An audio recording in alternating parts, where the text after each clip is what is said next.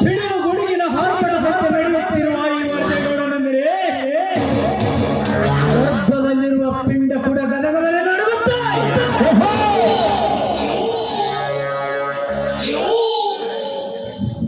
ಮಿಂಚು ಸಂಚು ಮಿಂಚಿನಂತೆ ಕಪಟಕಾರ ಸ್ಥಾನದಲ್ಲಿ ಕಲವನ್ನೆಬ್ಬಿಸುವುದೇ ಈ ವರ್ಧೆಗೌಡನ ಹವ್ಯಾಸ.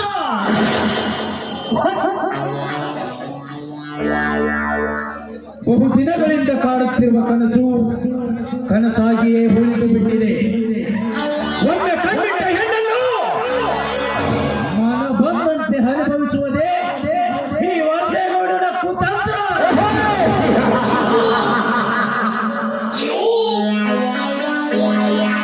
ಬಾಳೆಹಣ್ಣಿನಂತೆ ತುಂಬಿ ತುಳುಕುತ್ತಿರುವ ಪಾರ್ವತಿಯ ಸೌಂದರ್ಯವನ್ನು ಸವಿದಾಗಲೇ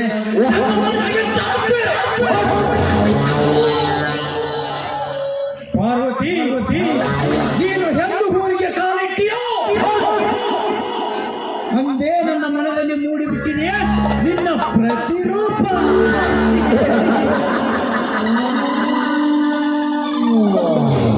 ಪಾರ್ವತಿ, ಜೇನು ಗೂಡಿನಂತಿರುವ ನಿನ್ನ ಸಂಸಾರವನ್ನು ಹೊಡೆದು ಚಿತ್ರ ಮಾಡಿ ನಿಮ್ಮನ್ನು ಬೀದಿ ತಿರುಗುವಂತೆ ಮಾಡಲಿಲ್ಲ. ವರ್ಧೆಗೌಡನನ್ನ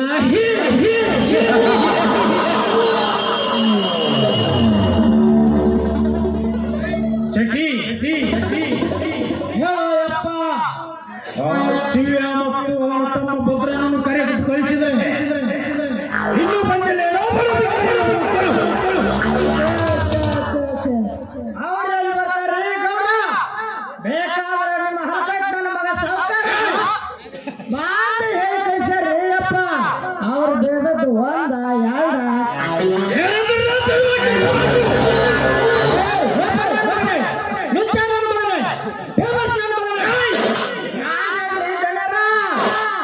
ಆ ಭದ್ರ ಮತ್ತು ಶಿವಪ್ಪ ಹಿಂಗ ಬೇಡ ಕಳಿಸ್ಯಾರ ಅಪ್ಪ. ನಂದು ಹೇಳ ತಪ್ಪೈತಿ. ನೀವು ನೋಡಿದ್ರ ನನ್ನ ಮೇಲೆ ಕಣ್ಣಿಕ್ಕಿದ ಗತ್ತಿರಲ್ರಿ ಗೌಡ. ಈ ವರ್ಧೆಗೌಡನೆಂದರೆ ಸಾಕು, ಸುತ್ತ ಹತ್ತಳ್ಳಿಯ ಜನ ಮಂಕಾಗಿ ಜಿಂಕೆಯಂತೆ ಓಡಿ ಬಂದು ಬೀಳುತ್ತಾರೆ ನನ್ನ ಕಾಲಿಗೆ. ಅಂಥದ್ರಲ್ಲಿ ನನಗೆ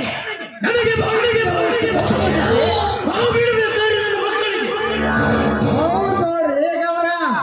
ನಮ್ಮ ಹಾಳ ಅವರ ಮನೆಗೆ ಹೋದ್ರು ಕಬ್ರ ಅಂದ್ರ ಮಕ್ಕಳಿಗೆ ಹೇಳ್ರಿ ಗೌಡ.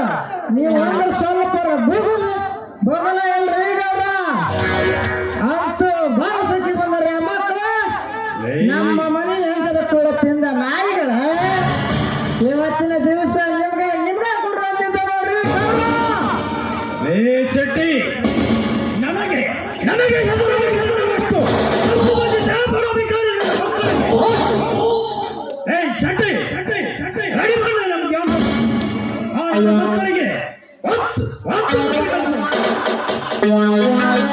ನಾನು ಅದನ್ನ ವಿಚಾರ ಮಾಡಕತ್ತಿದ್ರಿ ಗೌಡ.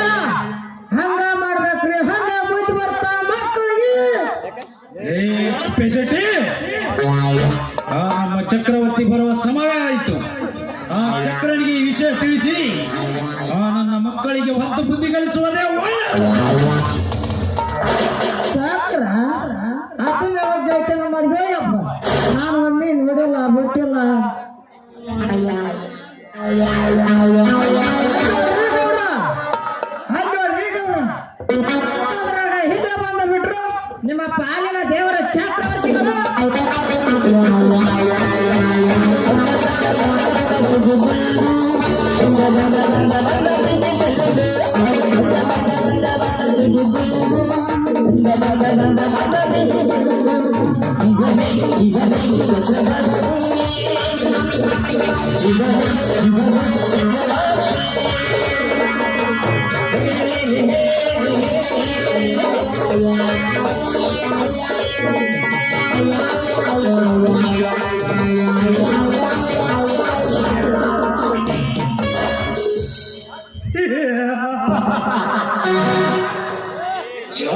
ನೋಡ್ರಿ, ಬಾ ಚಕ್ರವರ್ತಿ ಬಾ, ಬರಬೇಕಾದ ಸಮಯಕ್ಕೆ ಬಂದಿರುವೆ. ಏಕೆ ಗೌಡ್ರೆ, ನಾನು ಬಂದಿರುವ ಸಮಯ ಅಷ್ಟೊಂದು ಅದ್ಭುತವಾಗಿದೆ. ಹೌದು ಚಕ್ರವರ್ತಿ, ನಾವು ನಿನ್ನ ದಾರಿಯನ್ನೇ ಕಾಯ್ತಾ ಇದ್ದೇವೆ. ಅಷ್ಟರಲ್ಲಿ ನೀನೇ ಬಂದೆ ನೋಡು. ಚಕ್ರವರ್ತಿ, ನಿನ್ನಿಂದ ಒಂದು ಕೆಲಸವಾಗಬೇಕಾಗಿದೆ.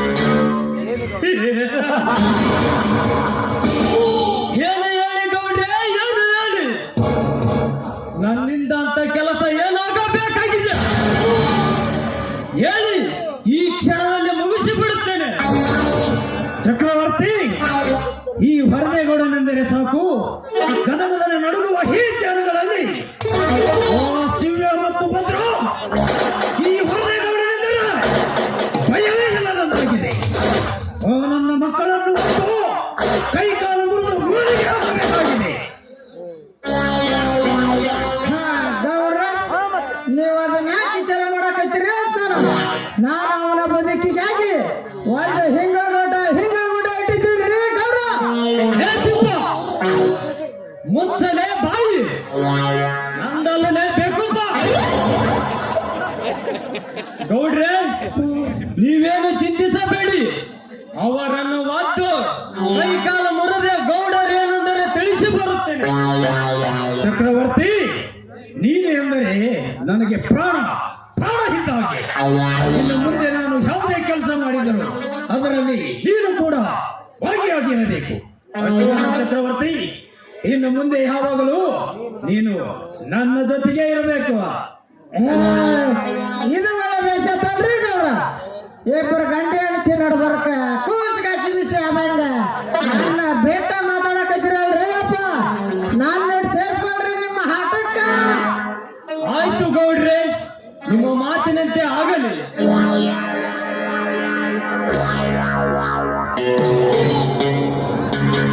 ಅಣ್ಣ, ಏನು ವಿಷಯ ಮಾತನಾಡುತ್ತಿರುವೆ ನೀನು?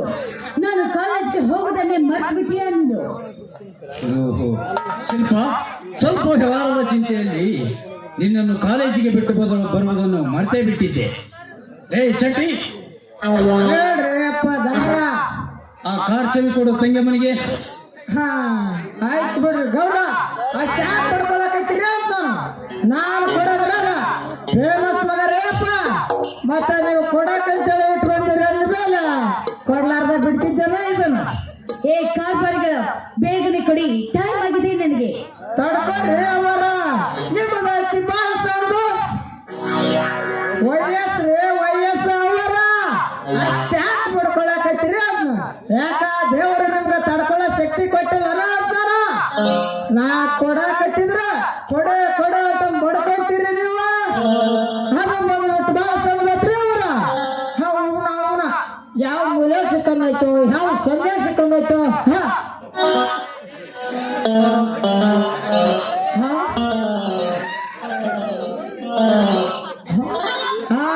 ಸಿಕ್ತಿ ಅವರ, ತಗರಿ ಅವರ. ತಂಗಮ್ಮ, ನೀನು ಹುಷಾರಾಗಿ ಹೋಗ್ಬಿಟ್ಟು ಬಾ. ಆಯ್ತು.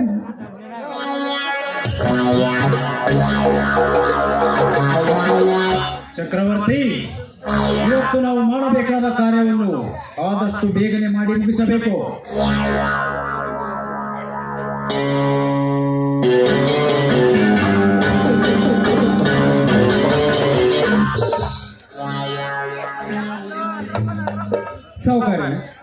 ಸಾವುಕಾರಿ, ಬರುವುದು ಸ್ವಲ್ಪ ತಡವಾಯ್ತು, ನನ್ನನ್ನು ಕ್ಷಮೆ ಮಾಡಿ. ಲೈ ಶೆಟ್ಟಿ, ಅವನು ಯಾರು ನೋಡು. ಅವನು ಭಿಕ್ಷುಕನಾಗಿದ್ದರೆ ಒಂದು ತುತ್ತು ಹಣ್ಣಾಕಿ ಕಳಿಸಿಬಿಡ ಅವನನ್ನು. ಸಾಕ್ಷಾತ್ ಗೊತ್ತ್ರಿ ಭಿಕ್ಷುಕರ ಕಾಟ. ಏನ್ ಇವತ್ತು ನಮ್ಮ ನಿರ್ಪದೇಶ್ವರ ಜಾತ್ರೆ ಹೆಚ್ಚಾಗ್ಯಾರೋ, ಅಥವಾ ಈ ವರ್ಷ ಜನ ಹತ್ತಿ ಕಾಳು ಬಹಳ ಬೆಳೆದ್ಬಿಟ್ರೆ ಅದಕ್ಕೆ ಹೆಚ್ಚಾಗ್ಯಾರೋ. ಜಾಸ್ತಿ ಆಗ್ರಿ ಮುಂಜಾನೆ ಹತ್ರ ಬಂದು ಬಿಡ್ತಾರ್ರಿ ನಮ್ಮ ಸಾವುಕಾರ ಮನೆ ಮುಂದೆ ತಾಟ ಹಿಡ್ಕೊಂಡು ಅಮ್ಮ ತಾಯಿ ಅಂತೇಳಿ ಗೌಡ ಮನ್ಯಾಗಿದ್ರೆ 2 ತುತ್ತ ಹಾಕಿ ಕಳಿಸ್ನ ಇಲ್ಲ ಅಂದ್ರೆ ನಾನು ಕಿಶದಂದ 2 ರೂಪಾಯಿ ಹಾಕಿ ಕಳಿಸ್ತೀರಿ ನೀವೇನು ಕೊಡ್ಬೇಕು ಕಂಜೂಸ್ ನನ್ನ ಮಗ ಏಯ್, ಅಯ್ಯೋ ಅಯ್ಯೋ ಗೌಡ ಅಲ್ರಿ ಅಪ್ಪ ಆ ಬದ್ರಿ ಅಣ್ಣ ಶಿವಣ್ಣ ಬಂದಿದ್ದಾನ್ರಿ ಗೌಡ ಹಾ ಇಲ್ಲೈತಿ ನೋಡ್ರಿ ಕುಸ್ತಿ ಅಂದ್ರ ಲಂಕಕ್ಕೆ ಬೆಂಕಿ ಹತ್ತಿದನ್ನ ಬೆಳ ತನಕ ಹೀ ಮಗಂದು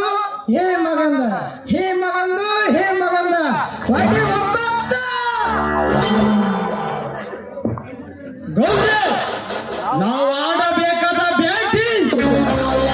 ಬೇಟಿಗಾರನ ತಾನಾಗಿ ಹುಡುಕೊಂಡು ಬಂದಿದೆ.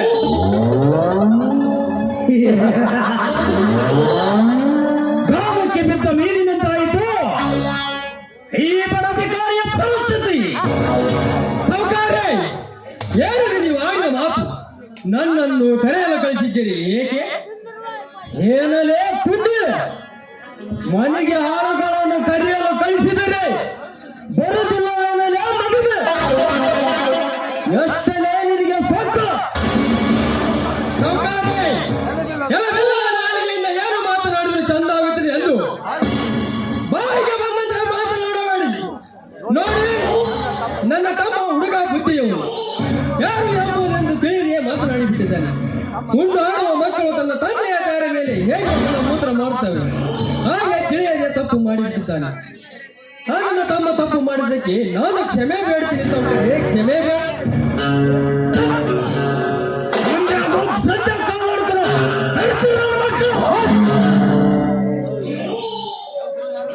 ಚಕ್ರವರ್ತಿ, ಹಸು ಬಂದು ಹುಲಿ ಬಾಯಿಗೆ ದಕ್ಕಿದಂತಾಗಿದೆ. ತಡ ಮಾಡದೆ ಇವನನ್ನು ಕೈಕಾಲು ಮುರಿದು ಹಾಕು. ಹೋಗ ಇವನ ತಮ್ಮ ಪತ್ರ ಎಲ್ಲಿದ್ದರು ಬಂದೇ ಬರ್ತಾರೆ.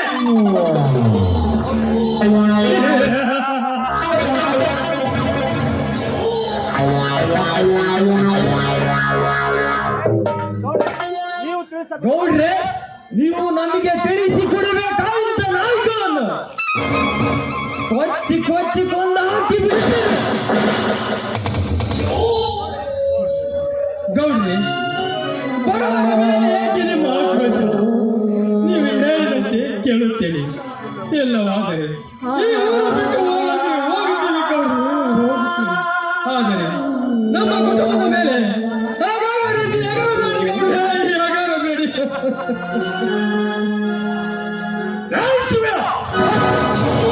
ನೀನು ಊರು ಬಿಟ್ಟು ಹೋಗುವುದು ಬೇಕಾಗಿಲ್ಲ.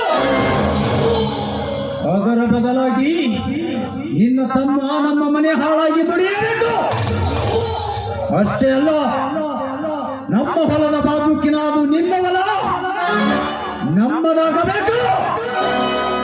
ಇದಕ್ಕೆ ನೀನು ಒಪ್ಪಿದರೆ ಮುಂದೆ ನಮ್ಮ ಒಪ್ಪಿಗೆ. ಗೌಡ ಎಂತ ಚಿಕ್ಕ ವಿಷಯ ಅಲ್ಲ, ಒಪ್ಕೊತಾನ ಬಿಡ್ರಿ ಶಿವಪ್ಪ.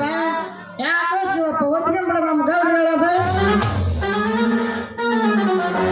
ಗೌಡ ಇಲ್ಲೈತಿ ನೋಡ್ರಿ ಗಮ್ಮತ್ತ, ಇಷ್ಟ್ರಾಗ ಸಾಕ್ರಿ ಅಪ್ಪ. ಬಾಂಡ್ ತಂದು ಮಗನ ಎಪ್ಪಟ್ಟು ವಹಿಸ್ಬಿಟ್ಟಲ್ರಿ ಗೌಡ. ಕೆಲಸ ಮಾಡು. ಬೇಡಿ ಗೌಡ್ರಿ, ಬೇಡಿ. ಹಿರಿಯರ ತೋರಿಸಿದ ದೊಡ್ಡ ಆಸ್ತಿಯನ್ನು ಬಿಟ್ಟು ನಿಮ್ಮ ಹಿರಿಯ ಸುಳ್ಳು ಆಸ್ತಿಯನ್ನು ಬೇರೆ ಏನಾದರೂ ಕೇಳಿ ಗೌಡ್ರಿ, ಬೇರೆ ಬೇಕಾದರೆ ನನ್ನ ಪ್ರಾಣವನ್ನು ಕೊಡ್ತೀನಿ ಗೌಡ್ರಿ, ಪ್ರಾಣವನ್ನು ಕೊಡ್ತೀನಿ. ಅಂದರೆ ನಿನ್ನ ಮಾತಿನ ಅರ್ಥ ಆಸ್ತಿ ಕೊಡುವುದಿಲ್ಲ. ಹೌದು ಗೌಡ್ರಿ, ಹಿರಿಯರು ಗಳಿಸಿದ ದೊಡ್ಡ ಆಸ್ತಿಯನ್ನು ಬಿಟ್ಟು ಬೇರೆ ಏನಾದರೂ ಕೇಳಿ ಗೌಡ್ರಿ,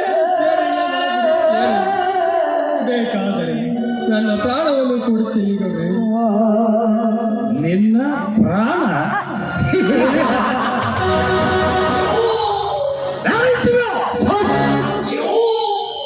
ಆಸ್ತಿ ಕೊಡುವುದಿಲ್ಲ, ಹೋಗಲು ಬಿಡು. ಅದರ ಬದಲಾಗಿ ನಿನ್ನ ಹೆಂಡತಿಯನ್ನು ಕೊಡು.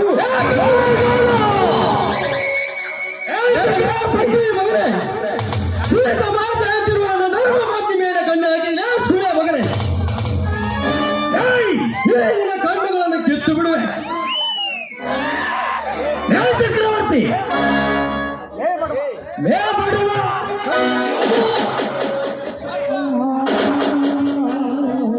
ನಮ್ಮ ಗೌಡನ ಎದೆ ಮೇಲೆ ಅಂಗಿಡುವ ಸತ್ತು ಬಂದ ಜನರ ಕುರ್ರೆ. ತಿಪ್ಪ ಕಟ್ಟಿ ಹಾಕಲೇ ಈ ಬಡ ಕುಂಡೆಯನ್ನು. ಅಂದಾಗ ಬುದ್ಧಿ ಬರುತ್ತದೆ ಈ ಮಗನಿಗೆ. ನಾನು ಅದನ್ನ ಮಾಸ್ಟರ್ ಪ್ಲಾನಿಂಗ್ ಹಾಕ್ತಿದ್ದೀರಿ ಅಪ್ಪ. ಹಾಕ್ತಿದಾಗ ನೀವು ಕಟ್ಟಿ ಹಾಕಿದ್ರಲ್ರಿ, ನಾನು ಕಟ್ಟಿ ಹಾಕ್ತದ ನೋಡ್ರಿ ಬಡಪ ಶಿವಣ್ಣ. ಚಕ್ರವರ್ತಿ ನೀನೇ ಕಟ್ಟಿ ಹಾಕು ಈ ಬಡ ಸೂಳ. ಆವಾಗ ಬುದ್ಧಿ ಬರ್ತದೆ ಈ ಬಡ ಕುಂಡಿಗೆ. ಚಟ್ಟಿ ಕೊಡ ಆ ಚಾಟಿಯನ್ನು ಚಕ್ರವರ್ತಿ ಕೈಯಲ್ಲಿ. ಆ ಚಾಟಿಯನ್ನು ಅನುಭವಿಸಲಿ ಈ ಬಡ ಕುಂಡಿ.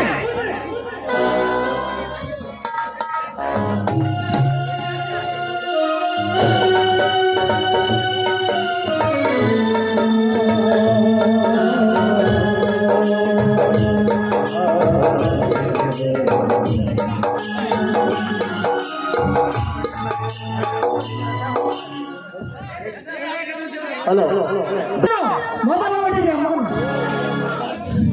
ಅನುಭವಿಸು ಮಗನೇ ನಾ ಕೊಡುವ ಚಾಟಿ ಆಟ. ಅಸಲಿ ಆಟ ಇವಾಗ ಶುರು.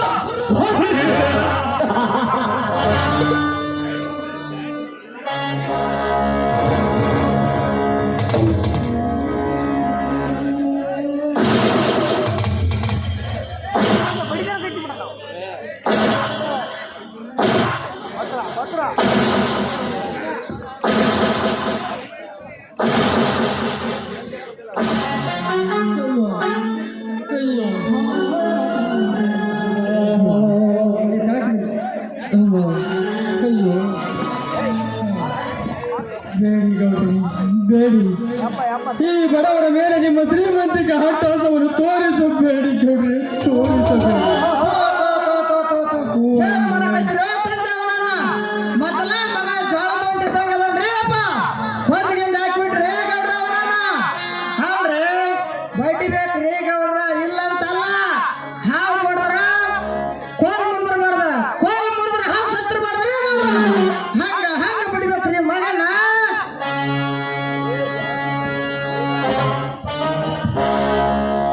ಬೇಡಿ ಗೌಡ್ರಿ ಬೇಡಿ. ಈ ಬಡವರ ಮೇಲೆ ನಿಮ್ಮ ಶ್ರೀಮಂತಿಕೆ ಹಟ್ಟಾಸವನ್ನು ತೋರಿಸಬೇಡಿ ಗೌಡ್ರಿ, ತೋರಿಸಬೇಡಿ. ಒಂದು ವೇಳೆ ನಿಮ್ಮ ಶ್ರೀಮಂತಿಕೆ ಹಟ್ಟಾಸವನ್ನು ತೋರಿಸಲು ಬಂದರೆ ನನ್ನ ತಮ್ಮ ಭದ್ರ ನಿಮ್ಮನ್ನು ಕುಕ್ಕಲು ಬಂದೇ ಬರ್ತಾನೆ ಗರಿಬಿಚ್ಚಿದ ಗರುಡನಾಗಿ. ನನ್ನ ಶ್ರೀಮಂತಿಕೆಯ ಬಗ್ಗೆ ಮಾತನಾಡುವೆಯೋ ಚಾಟಿಯನ್ನು ನೀನು ಸ್ವಲ್ಪ ರೆಸ್ಟ್ ತೆಗೆದುಕೋ. ನಾನು ಕೊಡುತ್ತೇನೆ ಆ ಮಗನಿಗೆ ಚಾಟಿ ಏಟನ್ನು.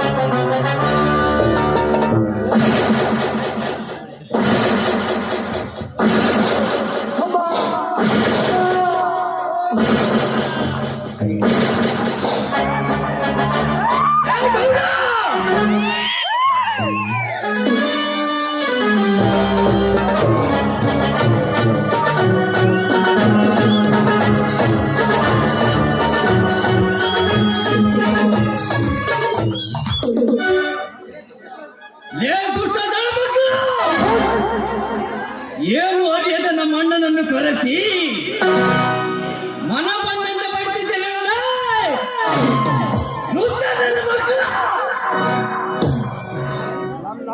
ಏ ಗೌಡ, ನಮ್ಮ ಅಣ್ಣನ ಮೇಲೆ ಎತ್ತಿದ ಕೈಯನ್ನು ಕತ್ತರಿಸಿದ ಬೇಡಪ್ಪ, ಬೇಡ. ಹೆಸರಿನ ಮೇಲೆ ಕಲ್ಲು ಎಸೆಯುತ್ತದೆ ನಮಗೆ ಸಿಡಿಯುತ್ತದೆ ಹೊರತು ಬೇರೆದವರಿಗೆ ಸಿಡಿಯುವುದಿಲ್ಲಪ್ಪ, ಸಿಡಿಯುವುದಿಲ್ಲ. ಏಕಣ್ಣ ಏಕೆ ಬೇಡ.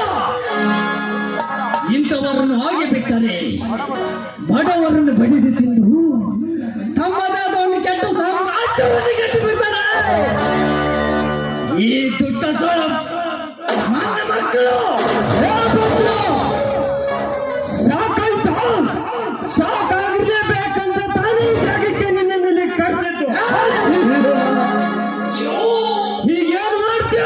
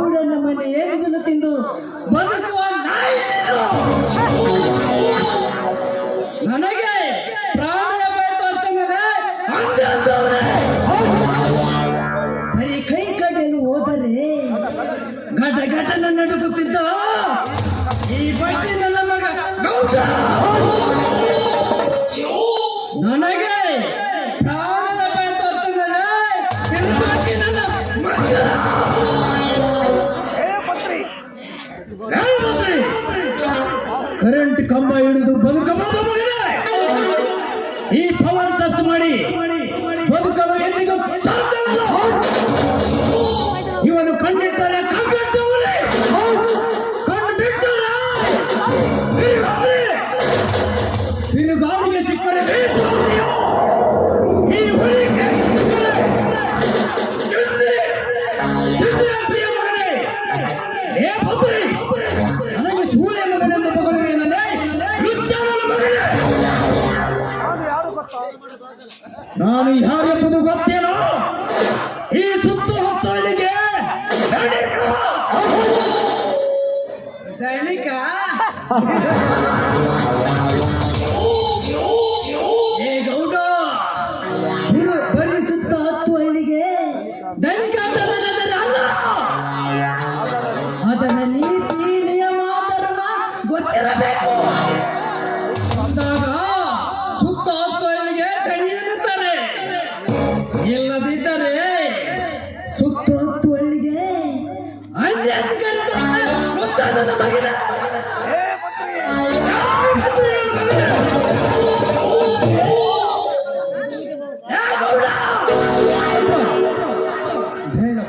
ಬೇಡ ಬೇಡ ಅಂತದ್ದು ಈ ಕೇಳಿ ಗೊತ್ತಿರಬೇಕಪ್ಪ. ಹಾಗಪ್ಪ, ಇಂಥ ಪಾಪಿಗಳ ಲೋಕದಲ್ಲಿ ಇರುವುದು ಸರಿಯಲ್ಲ. ಮನೆಗೆ ಹೋಗೋಣ. ಗೌಡ, ಊರಿನ ಮುಂದೆಂದ ಕೆಣಕಬಾರ್ದು, ಕುದುರೆನ ಹಿಂದೆಂದ ಕೆಣಕಬಾರ್ದು. ಏ ಗೌಡ, ఇక్కడ చూడరా బాబు, ఈ భద్రన ಯಾವ್ಯಾಗೆಲ್ಲಿಂದ ಕೆಣಕಬಾರ್ದು. ಏ ಗೌಡ, ಇದೇ ತರ ಬಡವರ ಹೊಟ್ಟೆ ಉಳಿಸಿದ್ದೆ ಆದರೆ ಈ ಬಂಡರ ಗಂಡ ನಿಮ್ಮಂತ ಸೆಂಡರಿಗೆ ಮಿಂಡ ಈ ಪತ್ರ ಇಂಚಿಂಚಾಗಿ ಕಡಿದು ನಾಯಿ ನದಿಗಳಿಗೆ ಅಂಚನೆ ಬಿಡಲಾರೆ. నా పేరు ಭದ್ರನೇ ಕಾದು.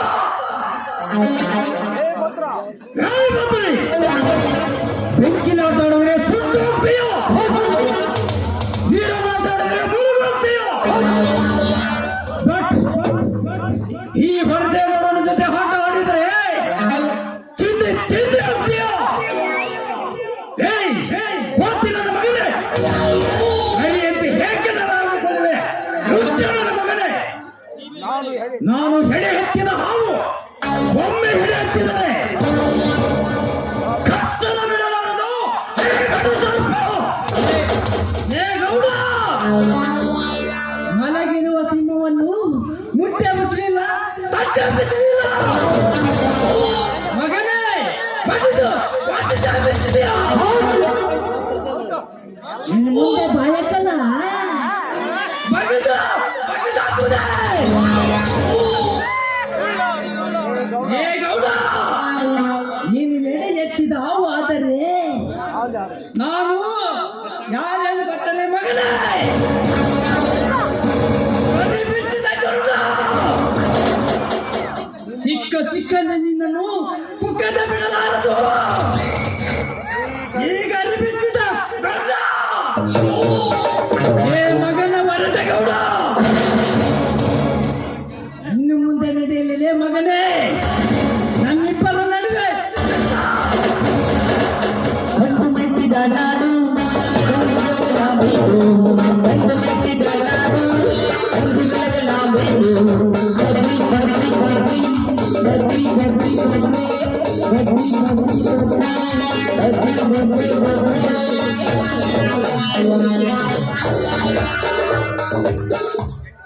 ಹೋದ್ರನ್ರಿ ಅಪ್ಪ, ಹೋದ್ರನ್ರಿ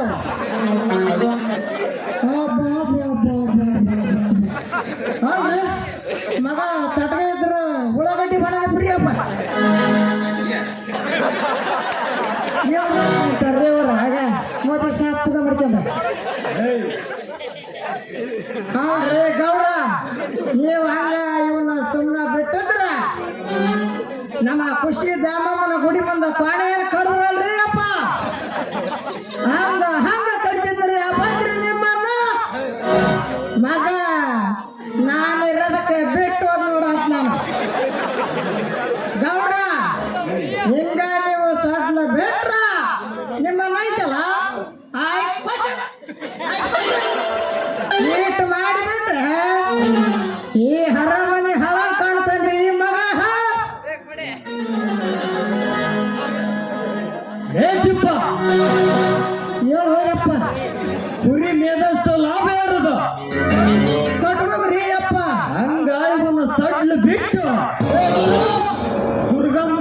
ದುರ್ಗಮ್ಮಗ ಅರಿಕೆ ಕಾಣದಂತೆ ಕಡಿಯೋಣ. ಓಹೋ ಅದಕ್ಕೆ ಬಿಟ್ರಿ ರೀ ಗೌಡ್ರ ಏ ತಿಪ್ಪ, ಹೇಳು ಅಪ್ಪ ಅವನನ್ನು ಸುಮ್ಮನೆ ಬಿಟ್ಟರು ತಾನು ಮತ್ತೆ ಮಾಡ್ತಪ್ಪ ಅಪ್ಪ ಅವನು ನಮ್ಮ ತಂಟೆಗೆ ಬರುವುದು. ಏ ತಿಪ್ಪ, ಹೇಳ್ರಿ ಗೌಡ್ರ ಕ್ವಾಣ ಕಡಿಬೇಕಾದ್ರೆ ಹೆಂಗ ಕಡಿತಾರ ಗೊತ್ತೇನು? ಅಯ್ಯೋ ಯಪ್ಪ ಕಡಾಕಿ ತಿಂದು ಬರೋರಿ ನಾವು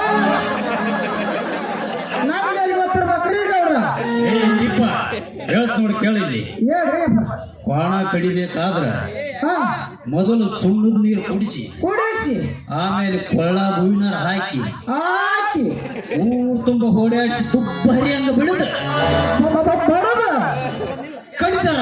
ಹಾ ಕಡಿತಾರ ಹಂಗ ಒಂದು ಇಷ್ಟು ದಿನ ಸೊಡ್ಲ ಬಿಟ್ಟ ಹೊಡೆದು ಬಿಡದ. ಓಹೋ ಅದಕ್ಕೆ ಬಿಟ್ರಲ್ರಿ ಅಪ್ಪ ನನಗ ತಿಳಿಯಲ್ಲ ಬಿಡ್ರಿ ಗೌಡ್ರ ಬಿಡ್ರಿ ನೋಡ್ರಿ ಏ ತಿಪ್ಪ, ಹೇಳ್ರಿ ಅಪ್ಪ ರೆಡಿ ಮಾಡೋದೇ ನಮ್ಮ ಜಾಗ. ಆಯ್ತು ಬರ್ರಿ ಗೌಡ್ರ ಕುಷ್ಟಿಗೆ ಕುಟಿಲಿ ಡಾಬಾಕ್ ಹೋಗಿ ಗೊಂಡ ಹಾಕ್ಯಂತ ವಿಚಾರ ಮಾಡೋ ಬರ್ರಿ ಗೌಡ್ರ